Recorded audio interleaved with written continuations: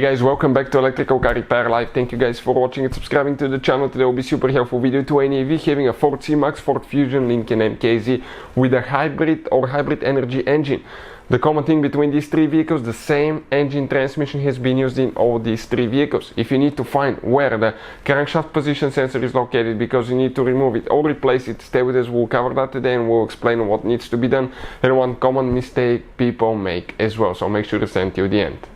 Before we start, let me tell you a little bit about us guys. Every single car we get here at the garage, we try to make at least 2 to 300 free repair videos.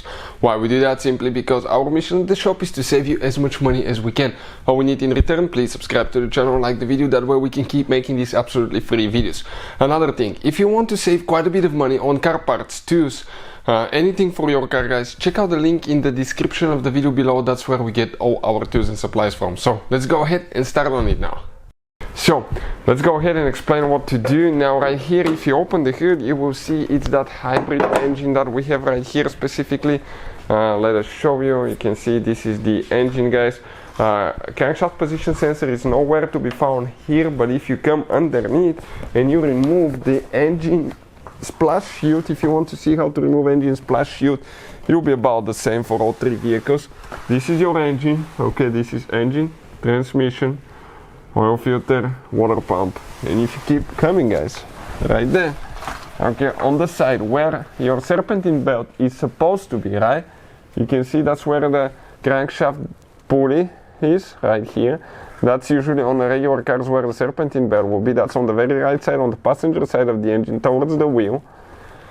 You can see right here on top, that's where your crankshaft position sensor is located. The easiest way to remove that one is to jack the vehicle up, remove the passenger front tire, and you have two bolts. Now, common mistake people make, you need guys a special tool to align the crankshaft position sensor. Okay, you need to bring the engine to TDC point, and you can see the bolt is right here on the back side. That bolt will need to be removed, engine need to be a TDC, and you need to install it as a special procedure guys.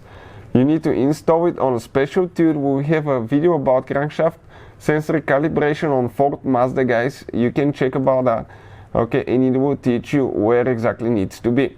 But everything needs to be calibrated because that sensor can move back and forth, and if the timing is off, okay, the engine will sound terrible or may not even start guys.